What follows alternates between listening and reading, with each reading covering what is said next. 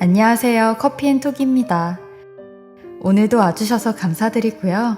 바로 사연 읽어보겠습니다.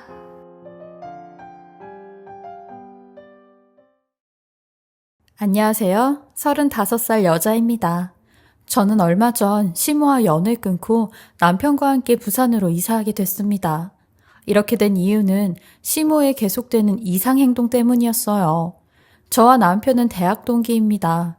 학교에서 모르는 사람이 없을 만큼 유명한 CC였죠. 남편은 어려서부터 이혼한 부모님 밑에서 자랐어요. 새어머니와 사느랴 엄마의 사랑을 제대로 받아본 적이 없었죠. 그래서 그런가 함께 있다 보면 남편의 애정결핍이 보여서 마음 아픈 날도 많았습니다. 그래서 전 남편의 곁에서 때로는 엄마처럼 때로는 부인처럼 살뜰히 챙겨줬어요. 그런 제 모습을 보고 남편도 일찍부터 결혼을 결심했었죠. 남편과 결혼 날짜를 잡고 양가 부모님을 뵙기로 한 날이었어요. 남편의 새어머니가 절 보자마자 처음 한 말은 연봉이 어떻게 돼요? 였습니다. 이렇게 노골적으로 질문을 하는 사람은 처음 봤어요. 그런데 남편은 익숙하다는 듯 한숨을 푹 쉬더라고요. 시아버님은 그런 새어머니의 태도에도 마냥 예쁘다는 듯 바라보셨고요. 저는 월 400 정도를 벌고 있었고 또래에 비해서 못 버는 편은 아니었습니다. 그런데 어머니는 애를 낳을 거면 돈을 더 벌어야 하지 않냐? 라고 말씀하시더라고요. 그래서 저는 곧 연봉 협상이 있는데 조금씩 올려가려고요. 라고 말했어요. 돈을 밝히는 시어머니라 기분이 영 좋지 않았지만 당시에는 그러려니 하고 넘겼었죠. 그리고 남편과 결혼식을 올렸습니다. 그리고 3-4달쯤 지났을까요? 어머니께서 제게 빨리 임신했으면 좋겠다면서 내 친구들은 전부 손자보고 잘 사는데 나랑 네 시아버님은 사는 맛이 안 난다. 너무 적적해. 라고 말씀하셨어요. 남편도 아이는 빨리 갖고 싶어하는 편이었고요. 그렇게 저희는 임신을 했습니다. 저희 친정엄마는 매일같이 반찬을 해서 저를 돌봐주셨어요. 그런데 시어머니는 손도 까딱하지 않으셨어요. 심지어는 집으로 저를 불러서 무거운 물건을 옮기게 하고 높은 곳에 액자를 달고 싶으니 못질을 해달라며 위험한 부탁들도 하셨죠. 시어머니는 한 번도 임신과 출산을 해본 적이 없는 분이었어요. 그래서 아무것도 모르는 건가 싶어서 이해하고 넘어가려고 했죠. 그런데 어느 날 시어머니께서 너네 애기 생기면 아가는 내가 매일 돌봐줄게. 아이는 안 키워봤지만 나도 엄마잖니? 산후우울증이 무섭대. 어려워하지 말고 나한테 많이 의지하렴. 이라고 말씀하시더라고요. 평소에 제 남편에게도 저에게도 크게 정을 주지 않았던 시어머니께서 저렇게 따뜻하게 말씀해 주시는 게 너무 어색했지만 한편으론 감사했어요. 남편이 배로 낳은 자식은 아니지만 그래도 어느 정도 아들로 여겨주시고 저 또한 며느리로 인정해 주시는 것 같아서요. 출산 직전에는 요리를 못하시는 시어머니께서 직접 사골국까지 끓여주셨습니다. 그리고 저는 건강한 아이를 출산했어요. 결혼한 건 후회해도 자식 낳은 거 후회하는 사람이 없다는 말이 무슨 말인지 알겠더라고요. 제 품에 안겨서 자고 있는 아이의 얼굴을 보고 있자면 시간이 어떻게 가는지도 모르겠고 너무 사랑스럽고 예뻤습니다. 그 힘들다는 육아도 저는 즐겁기만 하더라고요.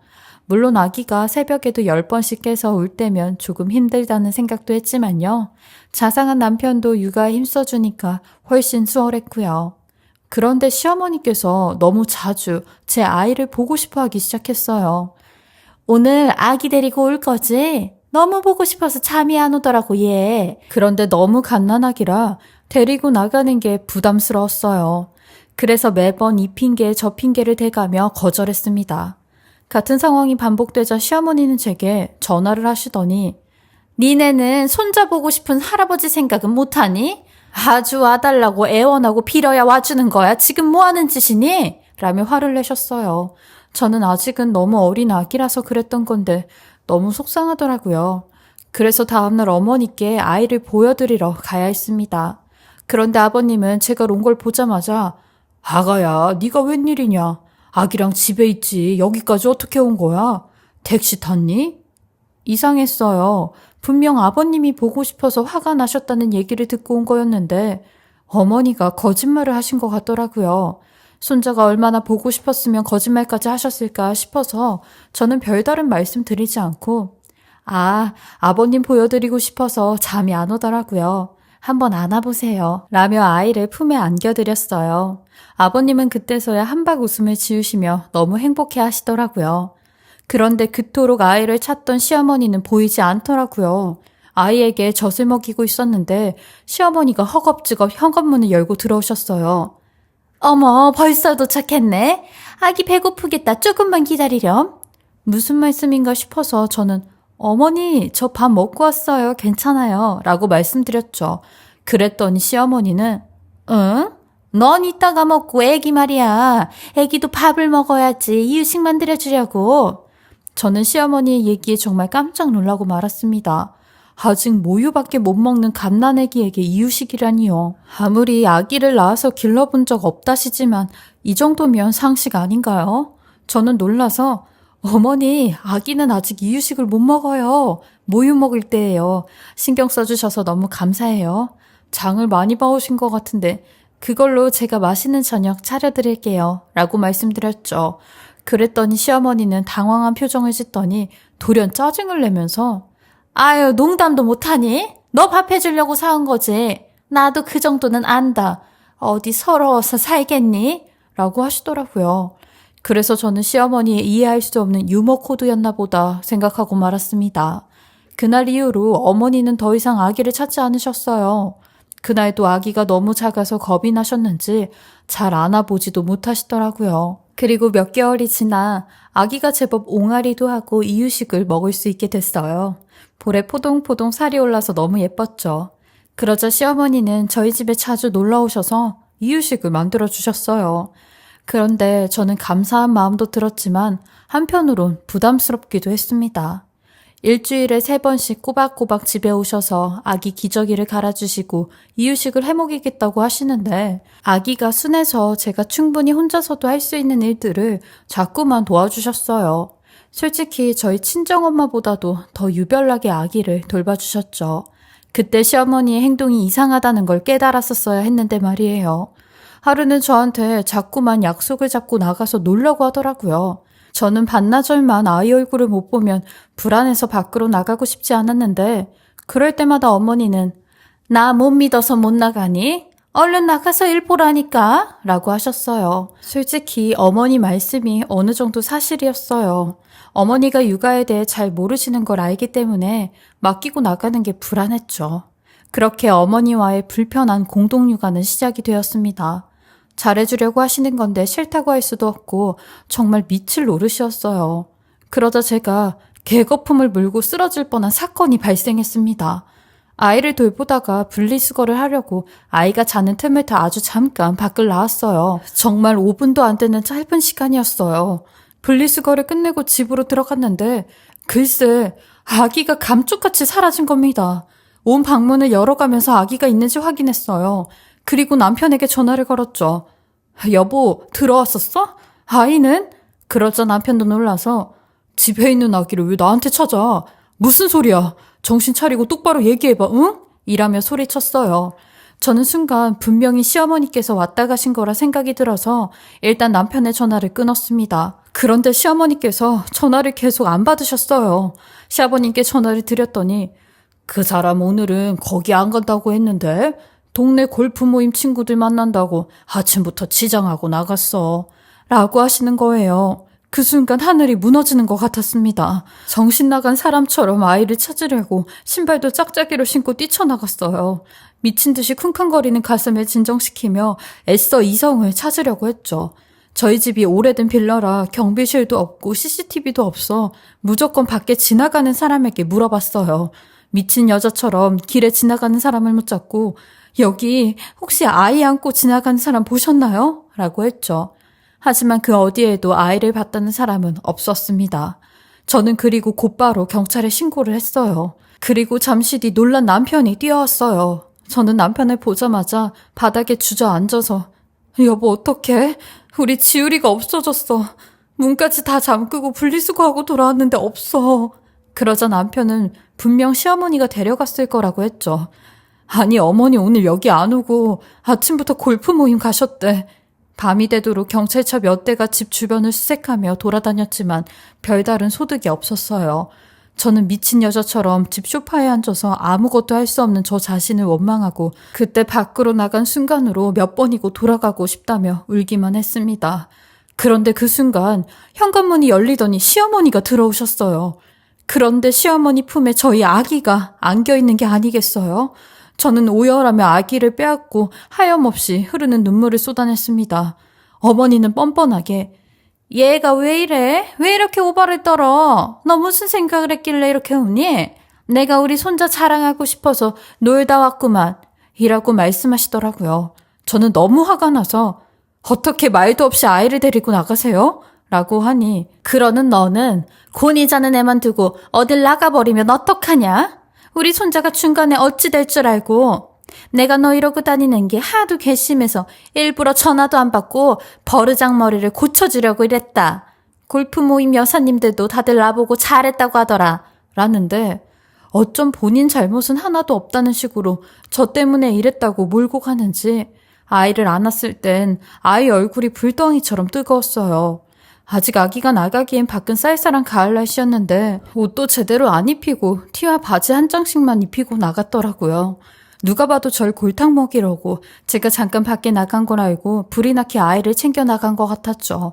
감기에 걸린 건지 아기의 울음은 그치지 않았죠. 전 시어머니께 어머니 공동육아? 그거 그만하세요. 제 아이는 제가 알아서 키울게요.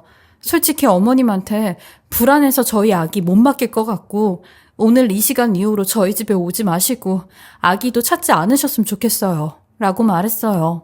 그러자 어머니는 저에게 화를 내시면서 황혼 육아가 얼마나 스트레스 받는 일인지 아냐면서 아이를 두고 가서 본인이 돌봐준 건데 화를 낼 사람은 제가 아니라 본인이라고 말했습니다. 물론 제가 아이만 두고 나온 건 실수였지만 그렇다고 말도 없이 아이를 데리고 나간 건 누가 봐도 잘못된 행동이었는데 말이죠. 그리고 다음날 시어머니가 제게 계산기를 찍어서 보냈어요. 그리고 그 안에는 3,600만 원이 찍혀져 있었습니다. 그리고 전화가 왔어요. 톡 보낸 거 봤지? 3,600만 원이야. 내 통장으로 입금해줬으면 좋겠는데 언제 줄 수 있니? 왜 보내는 건지는 알지? 저는 너무 황당했어요. 어머니, 그렇게 큰 돈이 어디 있겠어요. 그리고 갑자기 돈을 보내라고 하시는 이유가 뭐예요? 집에 무슨 일 생긴 건가요? 라고 물었어요. 그러자 시어머니는 예전에 너랑 나랑 나눈 대화 기억하니? 육아도우미 월급이 한 달에 300 정도 한다고 했던 얘기. 나는 내 손자한테 옷도 사 입히고 이유식도 해서 먹이고 육아도우미나 다름없었어. 아이를 자주 안고 있느랴 어깨도 고장나고 몸이 성한 곳이 없다. 병원비 준다고 생각하면 되겠지? 어머니 전화를 받은 순간 알겠더라고요. 그동안 왜 그렇게 괜찮다는 저를 굳이 밖으로 내보내고 아이를 돌보고 싶어 했던 건지 말이에요. 너무 황당했던 저는 분명히 말씀드릴게요. 육아도우미 해달라고 말씀드린 적 없고요. 오히려 어머니 댁에 아이 데리고 왔다 갔다 하느랴 더 고생스러웠던 게 사실이에요. 저도 정신적으로 피해를 받았다고요. 이제 와서 3,600만 원을 달라고요? 정말 최악으로 뻔뻔하시네요. 그동안 애정도 없이 손자 돌보느랴 고생하셨는데 죄송하지만 그 돈 한 푼도 드릴 수 없습니다. 끊을게요. 라고 말하고 핸드폰 전원을 꺼버렸습니다. 그리고 늦은 밤 핸드폰을 다시 켜봤는데 부재중 전화가 안 와 있더라고요. 그렇게 며칠이 지나고 아기를 데리고 남편과 쇼핑을 하고 돌아왔습니다. 그런데 집에 낯선 사람이 들어온 듯한 느낌을 받았어요. 나갈 때는 보지 못했던 지저분한 흙들이 현관에 떨어져 있었거든요. 주차를 하느라 늦게 올라오고 있었던 남편에게 바로 전화를 걸었고 남편이 앞장서 문을 열고 들어갔습니다. 그런데 도둑이 들었다기엔 집이 멀쩡했어요. 내가 잘못 본 건가 싶었죠. 그리고 방으로 들어갔는데 세상에 제 화장대에 서랍이 열려져 있는 게 아니겠어요? 설마 하고 열어보니 금반지와 예물 등이 전부 사라져 있었습니다. 심지어 자잘한 화장품들까지 전부 사라졌었죠. 저는 너무 황당해서 옷장을 열어봤는데 값이 나가는 민코 코트와 가죽 자켓도 사라졌더라고요. 3개 정도 있던 명품 가방도 단 1개도 남아있지 않고 싹 사라져 있었습니다. 너무 놀라서 남편에게 얘기하고 집안을 샅샅이 뒤졌는데 그 외에도 자잘한 구두와 운동화도 없어져 있더라고요. 그런데 이상한 게 남편 물건은 하나도 없어지지 않고요. 제 물건만 싹 사라진 거죠. 저는 그 순간 시어머니 얼굴이 제일 먼저 떠올랐어요. 돈으로는 안 되니까 제 물건들을 훔쳐간 것 같았죠. 남편에게 말했더니 말도 안 돼. 이런 짓까지 할 만큼 바닥은 아니셔. 도둑이 든 것 같으니까 일단 신고부터 하자. 그래서 저와 남편은 바로 경찰에 신고를 했습니다. 요 며칠만 경찰만 2번째 부르는 것 같았어요. 요즘 왜 이렇게 나쁜 일들이 생기는 건지 속이 답답하고 너무 속상했습니다. 경찰들이 와서 집안 곳곳을 살펴보고 물어보더라고요. 집 비밀번호를 아는 사람이 있나요? 그러자 남편은 집 비밀번호는 저희 어머니께서 아시는데 어머니가 그랬을 리는 없어서요. 아무래도 뒤에서 지켜보다가 비밀번호 누르는 걸 지켜봤거나 카메라 같은 걸 설치한 것 같아요. 라고 말했어요. 그리고 저희는 경찰분들과 함께 빌라 주변에 있는 CCTV를 확인하러 갔죠. 그날 하루 녹화된 영상을 빠르게 넘겨봤어요. 그런데 웬 모자를 쓴 여자가 저희 빌라를 얼쩡대더니 저희 동으로 들어갔어요. 근데 자세히 보니 시어머니가 자주 신는 신발과 똑같은 신발을 신었더라고요. 저는 남편을 뒤로 불러서 저 신발 보면 모르겠어? 시어머니가 분명히 100%라니까? 라고 말했어요. 그러자 남편 얼굴이 사색이 되더니 한숨을 푹 쉬면서 말했어요. 여보, 잘 들어. 경찰들한테 신고한 거 취소하겠다고 누가 가져간지 다 안다고 얘기하자. 여보도 아무 말도 하지 마. 전 너무 화가 나더라고요. 솔직히 시어머니가 한 짓 범죄야. 난 그냥 못 넘어가겠다면?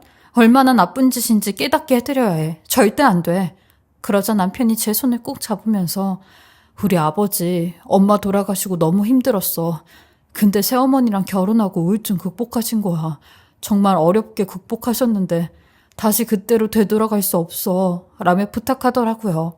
마음이 너무 답답했는데 저도 더 이상 어떻게 할 방법이 없었어요. 그래서 경찰분들에게 충분히 사과드리고 돌려보냈죠. 저는 시어머니에게 전화를 걸어서 제 물건 돌려주세요, 어머님. CCTV 다 봤습니다. 라고 얘기했어요. 그러자 시어머니는 뻔뻔하게도 네가 내 돈 줄 때까지 절대 안 돼. 이거 다 팔면 3,000원 나올 것 같은데 돈 입금해라. 안 그럼 다 팔아넘길 거야. 그래서 저는 마음대로 하시죠. 그거 몇 개 없어졌다고 죽는 거 아니니까요. 라고 하고 끊었습니다.